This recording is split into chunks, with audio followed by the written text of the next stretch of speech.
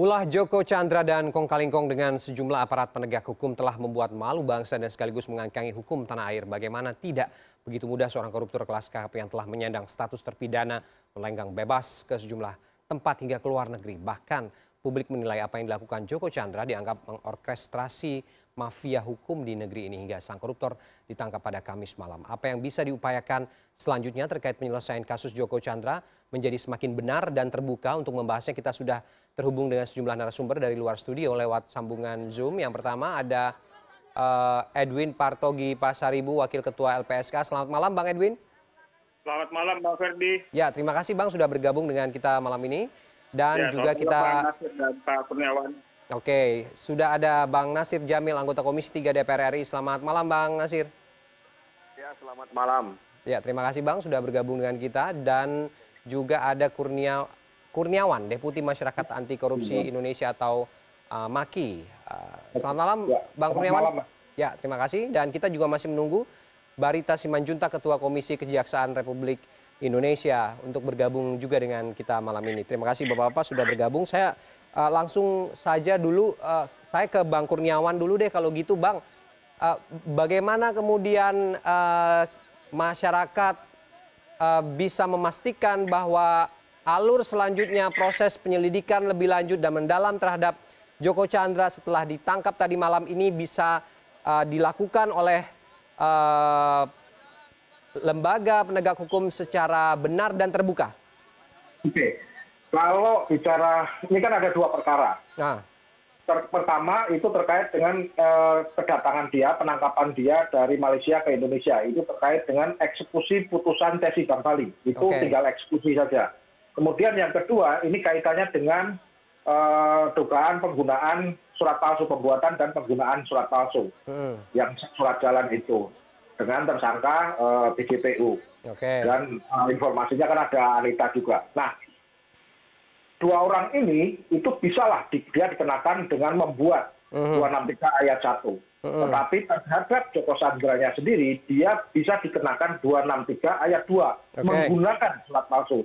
Artinya, kalau misalnya memang sekarang tugas penyidik adalah bagaimana membuktikan atau kemudian meneruskan perkaranya terkait dengan penggunaan dokumen palsu ini. Masuk juga ada hal-hal yang sifatnya kayak menyembunyikan buronan segala macam. Itu kan pasal-pasal kecil. Artinya bukan soal KUHP saja nanti yang akan ditetapkan begitu ya? Seharusnya itu penyidik mengembangkan apakah memang itu hanya semata-mata pembuatan surat palsu atau ada unsur suap di situ. Misalnya menerbitkan surat jalan itu masa nggak ada amplop sih, atau misalnya kemarin informasi yang kita terima misalnya ada oknum jaksa yang ke Malaysia ternyata nomor pesawatnya itu sama persis antara si jaksa dengan Anita misalnya. Apakah tiketnya itu dibayari oleh Anita atau Joko Chandra atau atas biaya sendiri? Nah, itu yang seharusnya digali oleh nantinya oleh penyidik juga. Jadi ini akan panjang ya, pasal-pasal pemberantasan korupsi ini juga akan bisa berpeluang untuk diterapkan begitu ya? Ya. Alurnya bagaimana tuh nanti Bang? Kan malam ini mau dieksekusi ke kejaksaan, memastikan bahwa sampai di kejaksaan ini prosesnya apakah kemudian dia akan menjalankan dulu putusan yang sudah ingkrah selama 2 tahun itu atau bagaimana nanti selanjutnya? Nanti bisa beriringan, jadi justru proses penyidikan yang dilakukan oleh Barreskrim itu menjadi lebih mudah karena orangnya ada. Jadi tinggal paling pinjam pun lah istilahnya, pinjam tersangka untuk diperiksa di Barreskrim atau kalau mau capek penyidiknya mau capek ya datang ke tahanan untuk diperiksa di tahanan, di ruang tahanan misalnya. Nah, itu soal-soal teknis sebenarnya. Tapi yang jelas bahwa itu menjadi lebih mudah pengungkapannya karena orangnya ada, tersangkanya ada. Artinya memang akan menjadi lebih mudah begitu ya untuk kemudian mengungkap siapa kemudian yang terseret. Tidak hanya yang kemarin-kemarin jenderal-jenderal yang sudah tumbang itu, tapi ada juga pihak-pihak lain yang mesti diperiksa begitu. Apalagi juga pengacaranya juga sudah ditetapkan juga sebagai tersangka begitu ya? Ya, artinya ya sekalian aja buka-bukaan. Ini apakah memang ada janji-janji misalnya, minimal kan janji. Kalau kemudian ada materi yang mengalir misalnya, nah itu siapa penerimanya, segala macam seperti itu. Jadi ya ini momentum bagi aparat penegak hukum, terutama Barreskrim, untuk melakukan pembersihan secara internal. Oke. Gitu. Oke. Kita sudah dapat poinnya. Artinya kemudian ini dengan ditangkapnya Joko Chandra dan juga pengacaranya ini akan semakin mempermudah. Sudah bergabung juga dengan kita Ketua Komisi Kejaksaan RI Barita Simanjuntak. Selamat malam Pak Barita. Selamat malam Pak Barita. Ya, belum cukup clear ya audionya, ada gangguan. Saya ke Bang Nasir dulu deh kalau gitu. Bang, ini ujian berat ya untuk lembaga-lembaga penegak hukum di Indonesia. DPR gimana nih? Pengawasannya gimana? Kan sempat kemarin ada ininya tuh, ada yang keberatan begitu karena masa reses atau lebih mendominasikan pembahasan yang lain dulu begitu. Gimana menjawabnya? Pertama itu memang keputusan Badan Musyawarah DPR ya terkait dengan tidak adanya pembicaraan atau katakanlah rapat dengar pendapat terkait dengan Joko Chandra. Oke. Jadi itu keputusan Badan Musyawarah. Yang kedua, tentu kami harus memberikan apresiasi ya, terutama kepada Presiden Jokowi yang yang ternyata memang punya komitmen untuk memburu Joko Chandra. Dan karena itu kalau yang kita baca di media itu ada semacam pembicaraan yang terbatas antara Presiden, Menko Polhukam, Pak Mahfud MD, kemudian Kapolri, Jenderal Idam Aziz dan Kabareskrim Komjen Sigit. Nah karena itu ini sebenarnya bagi kami ini momentum sebenarnya, momentum untuk mengejar para koruptor lainnya. Dan ini juga memberikan informasi kepada publik bahwa kalau polisi bersungguh-sungguh untuk mencari buronan itu sebenarnya tidak sulit untuk menemukan, menangkapnya dan memulangkannya ke tanah air. Oke. Ya, oke, lanjut Bang. Ya itu oleh sebab itu ya jangan kemudian hanya terbatas kepada Joko Chandra saja. Oke. Meskipun memang Joko Chandra ini ternyata memang telah membuat babak belur ya kepolisian. Bayangkan ada bintang 2, bintang 1 yang dicopot oleh Kapolri. Kemudian juga ada jaksa yang dicopot oleh Jaksa Agung. Bahkan pengacaranya sudah menjadi tertangkap. Tadi disinggung soal dokumen palsu. Dan terus terang saja di Indonesia ini kan tidak ada makan siang yang gratis. Oke. Ya. Tidak ada makan siang yang gratis. Tidak ada ya Bang ya? Tentu saja yang namanya palsu itu pasti harus mengeluarkan biaya yang ekstra. Yang namanya palsu, ya ilegal. Ya tentu dia mengeluarkan uang. Supaya terlihat asli ada uangnya gitu ya? Tidak tampak. Oleh karena itu memang tadi harus diusut. Nah janji Kabareskrim bahwa ini akan diusut dengan transparan, objektif, bertanggung jawab. Saya pikir ini menjadi tagihan ya dari masyarakat Indonesia untuk mengungkapkan fakta ini sebenarnya. Oke Bang, kita sudah dapat poinnya. Akan ada sedikit kerja keras lagi untuk mengungkap ini secara terbuka biar publik juga kembali percaya bahwa lembaga hukum bisa menuntaskan kasus ini secara benar begitu. Saya nanti juga akan ke Bang Barita bagaimana kemudian soal jaksa yang terlibat termasuk juga ada upaya justice kolaborator nanti akan dijawab oleh Bang Edwin. Oke. CNN Indonesia Newscast akan segera kembali usai jeda.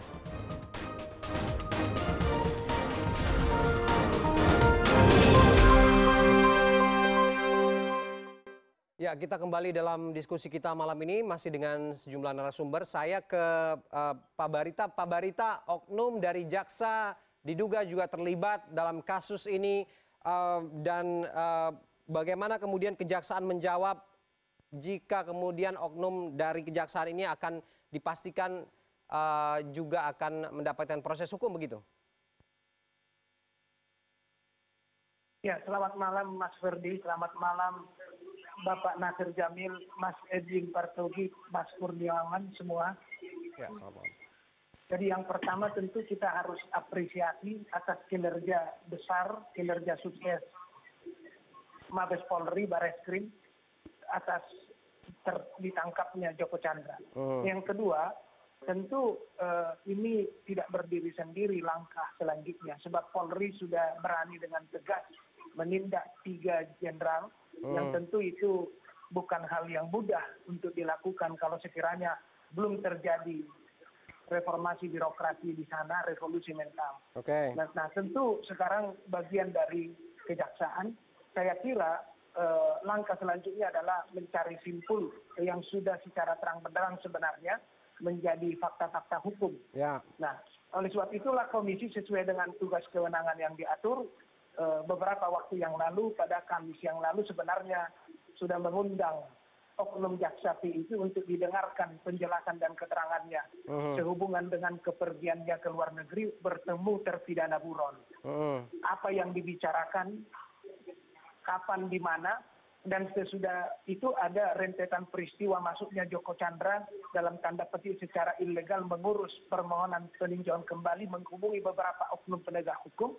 Tentu itu ada korelasinya. Oke. Nah, inilah sebenarnya yang kami sangat harapkan dari oknum jaksa P agar terang benderang, dan itu juga sebenarnya untuk membuktikan bahwa di tubuh kejaksaan terjadi juga seperti yang ada di Polri, terjadi reformasi, terjadi penindakan kepada oknum yang melanggar secara tegas dan dipublikasi.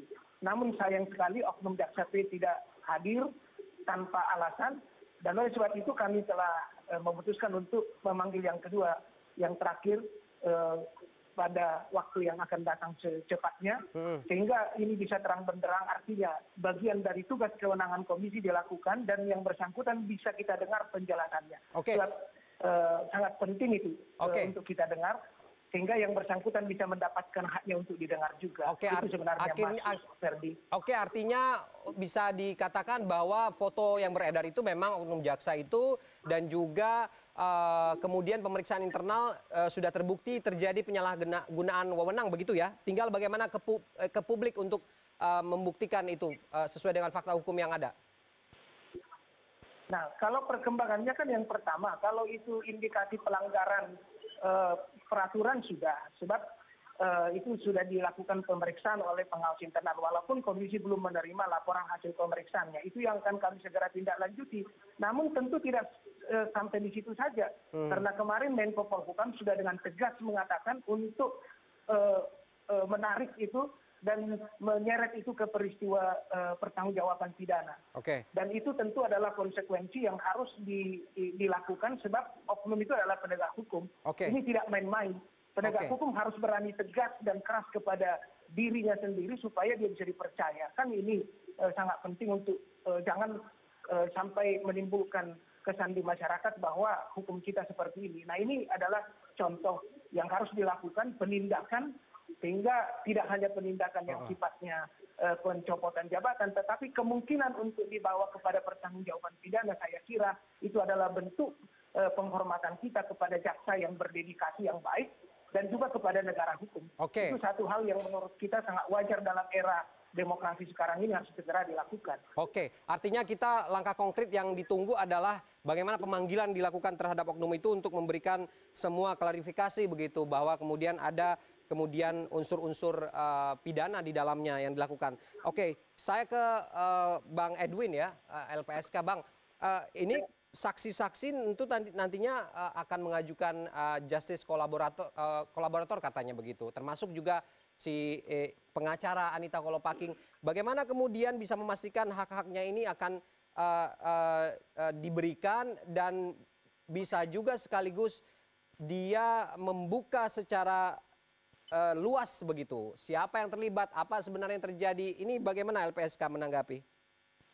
Ya, Mas Ferdi, kami sejak awal ada kasus pelarian Joko Chandra yang dibantu oleh Brigjen Prasetyo Utomo ini memberikan perhatian ya, dan kami juga menyampaikan sikap kami bahwa kami berharap Joko Chandra bisa ditangkap dan bisa dipulangkan. Dan kemudian pada tanggal 29 Juli lalu, MK, pengacara dari Joko Chandra, telah mengajukan permohonan perlindungan ke LPSK. Ketika pengajuan permohonan perlindungan disampaikan, posisi MK dalam keterangannya sebagai saksi dalam tindak pidana Brigjen Prasetyo Utomo yang disangkakan pada pasal 2 dan 3, ya, itu sudah masuk. Kemudian pasal 426, yaitu membantu seorang yang melakukan kejahatan melarikan diri. Kemudian pasal 221 yang terkait dengan menghilangkan barang bukti. Mhm. Selain itu juga NK menyampaikan bahwa dia diperiksa oleh Kejaksaan Agung dalam pemeriksaan internal terkait dengan Kajari Jakarta Selatan Ya. yang bernama Anang Supriyatna. Mhm. Jadi dari permohonan perlindungan disampaikan oleh NK ini, LPSK tengah melakukan penelaahan investigasi untuk melihat menemukan tingkat ancaman Mhm. dari pemohon, kemudian juga sifat penting keterangannya. Ya. Mhm. Ya, ini akan menjadi faktor penting untuk menentukan apakah NK nantinya layak atau tidak untuk dilindungi. Mhm. Namun saat ini status NK sudah menjadi tersangka, seperti kita ketahui. Mhm. Tentu kami hanya bisa melindungi tersangka kalau tersangka itu berpotensi atau memenuhi syarat untuk menjadi justice collaborator. Mhm. Untuk menjadi justice collaborator ada beberapa syaratnya. Mhm. Satu, mempunyai sifat penting keterangan. Oke. Jadi dia memang pelaku, tapi dia juga menjadi saksi atas pelaku-pelaku lainnya. Dan dia bukan pelaku utama, karena dia bukan pelaku utama. Mhm. Kemudian dia mau mengembalikan aset dari tindak kejahatan tersebut. Oke. Dan ada ancaman yang dialaminya, dihadapinya, Oke. ancaman utama jiwa. Dan syarat-syarat itu yang akan kami periksa, apakah NK memenuhi syarat itu. Kalau NK memenuhi syarat itu, maka LPSK dapat merekomendasikan NK kepada penyidik sebagai justice collaborator atau saksi pelaku yang bekerjasama. Oke, artinya kalau kemudian ada ancaman-ancaman yang diterima oleh saksi ini akan koordinasi lagi dengan kepolisian begitu ya? Ya, tentu kami akan mendalami informasi yang kami peroleh, investigasi yang dari hasil investigasi yang dilakukan, Ah. dan apa yang juga menjadi mungkin temuan dari penyidik. Mhm. Tapi kalau melakukan perlindungannya kepada saksi, Oke. LPSK bisa melakukan sendiri karena di LPSK sudah ada tenaga kepolisian juga yang memang secara khusus bertugas untuk melakukan pengamanan dan pengawalan terhadap pelindung di LPSK. Oke, artinya akan ada kajian lebih dalam dulu untuk menganalisa bagaimana kemudian perlindungan ini akan diberikan kepada saksi-saksi yang akan dilindungi oleh Bang Edwin dan teman-teman nanti. Oke, kita akan break dulu. Nanti saya akan kembali ke Bang Nasir dan juga Bang Kurniawan untuk memastikan apa yang bisa kita antisipasi agar kemudian proses hukum selanjutnya ini yang masih panjang ini bisa dikawal oleh publik dengan baik dan benar dan secara transparan. Kita akan kembali nanti usai jeda, tetap bersama kami di CNN Indonesia Newscast.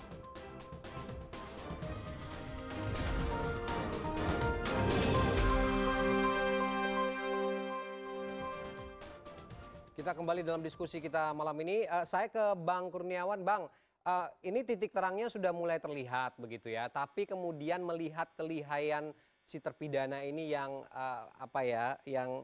yang hebat begitu ya, dengan menggunakan supporting system di sekelilingnya dengan oknum-oknum yang terlibat ini. Bagaimana kita memastikan mengawasi proses ini lebih dalam dan dari mana kuncinya dan apa yang perlu diantisipasi selanjutnya, Bang? Oke, kalau soal proses penyidikan di perkara 263 kemarin, itu hal yang biasa lah bagi Barreskrim. Nah, justru yang harus kita perhatikan itu adalah, karena ini juga sudah dikonfirm oleh pengacaranya Pak Joko Chandra sendiri. Jadi kedatangan, salah satu agenda kedatangan Pak Joko Chandra waktu itu ke Jakarta, itu adalah dalam rangka PRUP luar biasa. Oke. Nah, apakah sebenarnya soal pengurusan PK, kemudian heboh-heboh surat jalan segala macam ini hanya sekedar untuk menutupi bahwa ada agenda bisnis dia yang lebih besar. Kaitannya dengan misalnya kalau yang saya baca di media terkait dengan adanya gugatan nomor 373 misalkan di Jakarta Selatan. Itu ternyata terkait dengan sewa gedung oleh OJK kepada Mulia Group. Oke. Nah, itu kan sekitar hampir setengah triliun di situ. Nah, itu yang menurut kami menjadi lebih penting untuk juga diperhatikan oleh publik, tidak semata-mata soal 263. Kalau 263 ini hal yang mudah lah, karena ini bicaranya apakah ada dokumen yang dibuat seolah-olah asli misalnya, kemudian ini digunakan atau tidak, hanya sebatas itu. Dan itu bagi Barreskrim sebenarnya terlalu kecil. Oke. Nah, cuma apakah kemudian kita bisa melihat lebih dalam soal hal yang kaitannya dengan kerugian negara misalnya, Oke. soal tipikor kayak gitu-gitulah. Oke, Itu kalau menurut kami ya, seperti itu. termasuk PK ini nanti bagaimana Bang? Saya ingat waktu kasus Sugiono Timan yang kasus BPUI di mana dieksekusi terus kabur, masuk lagi PK dan bebas. Ini kita tidak mau mengulang sejarah seperti ini, tapi kemudian kita harus mewaspadai hal-hal seperti ini tidak terjadi selanjutnya. Soal dia mengajukan PK, katakanlah dia datang, kalau kemarin kan dia nggak datang Ya. pasarnya. Nah, sekarang katakanlah dia ada, dia bikin, kemudian dia ajuin, ya itu biarkan saja, nggak ada masalah dengan itu. Oke. Karena keputusan akhir nanti ada di MA. Oke. Anas itu sudah ngajuin berapa lama, sampai sekarang juga belum putus juga. Jadi nggak ada masalah dengan itu, dan itu urusannya nanti di Mahkamah Agung. Oke, memastikan Mahkamah Agung untuk proses selanjutnya ini juga cukup penting ya Bang ya berarti ya? Iya, iya. Tetapi juga yang harus lebih diperhatikan itu adalah motif. Oke. Dia ke Jakarta itu untuk apa? Sementara dia sudah enak di Malaysia waktu itu kan. Apakah hanya semata-mata untuk urusan PK atau ada urusan yang lebih besar Oke. untuk menyelamatkan aset misalnya. Nah, soal-soal kayak gini yang menurut kami ya itu masih panjang lah, proses-proses panjang yang kita akan pantau terus. Ya, tapi paling tidak kita sudah antisipasi dari publik, sudah antisipasi dari sekarang Bang ya. Oke, saya ke Bang Nasir Bang, pertanyaan yang sama. Kemudian saya yakin Bang Nasir pusing juga nih, lembaga-lembaga hukum yang diawasi ini terlibat semua begitu ya. Bagaimana kemudian selanjutnya Bang kalau pengawasan instansi hukum ini, kalau kemarin sudah dianggap dipermainkan, ini selanjutnya on the track dan terbuka, apa pengawasan dari DPR Bang? Iya, memang langit negara hukum Indonesia mengalami keruntuhan, ya. Dan tentu kita harus menegakkan hukum meskipun langit itu runtuh. Nah, karena itu menurut saya DPR sebagai lembaga politik punya kewajiban untuk mengawasi ini. Nah, karena itu ketika ada keinginan untuk misalnya membentuk pansus angket terkait kasus Joko Chandra ini, itu sebenarnya bukan ingin menghalang-halangi penegakan hukum. Biar kemudian DPR sebagai saluran masyarakat itu juga bisa mendapatkan keterangan, mendapatkan akses. Bagaimana ceritanya ini semua? Sehingga kemudian ini penting dalam rangka untuk perbaikan KUHP, KUHAP kita, dan juga sejumlah peraturan perundang-undangan yang terkait dengan penegakan hukum. Nah, itu pentingnya. Nah, karena itu sebenarnya saya sudah menyarankan agar pimpinan DPR itu nanti masa sidang ini bisa saja menggelar rapat lewat badan musyawarah terkait dengan keinginan ini. Kalau biasanya pansus hak angket itu diusulkan oleh para anggota sesuai dengan aturan yang ada. Kali ini saya mengusulkan agar biar di badan musyawarah yang diputuskan dahulu, baru teknisnya menyusul. Jadi jangan kemudian ada diawali dengan tanda tangan dan lain sebagainya, karena nanti akan riskan seolah-olah ada kekuatan politik tertentu yang ingin mengambil kesempatan, mengambil momen, atau ingin mengambil keuntungan secara politik untuk kasus ini. Jadi DPR menurut saya punya tanggung jawab ya untuk meluruskan arah penegakan hukum di Indonesia ini. Oke, kita akan tunggu bagaimana kemudian langkah-langkah dari DPR sebagai tempat untuk aspirasi rakyat agar bisa mengawal kasus ini bisa selesai sesuai dengan tracknya yang diharapkan oleh kita semua. Terakhir saya ke LPSK, kalau kemudian semua saksi membuka ini terbukanya perlindungan ini akan tetap maksimal diberikan ya? Ya tentu kami bisa memberikan perlindungan khusus, bisa melakukan pemberian penuh hak prosedural untuk mendampingi saksi pelindung kami dalam proses penyidikan maupun di peradilan. Dan bahkan kami bisa menempatkan saksi kami di rumah aman. Jadi kami merasa bahwa kalau disampaikan oleh Menko Polhukam Mahfud MD bahwa penangkapan Joko Chandra dari Malaysia langsung dituntun oleh Presiden, tentu ini satu hal yang tidak semestinya karena jaksa dan polisi kan di bawah Presiden sebagai eksekutif ya. Dan jadi seharusnya Presiden memimpin penegakan hukum agar masyarakat tahu bahwa kita hanya sedang menghadapi apel yang busuk, bukan kebun yang busuk. Oke, Bang Edwin, kita tunggu bagaimana kemudian nanti. Dan terakhir statement singkat saja, Bang Barita, komitmen untuk kemudian oknum yang terlibat ini akan diproses secara hukum dan secara benar begitu?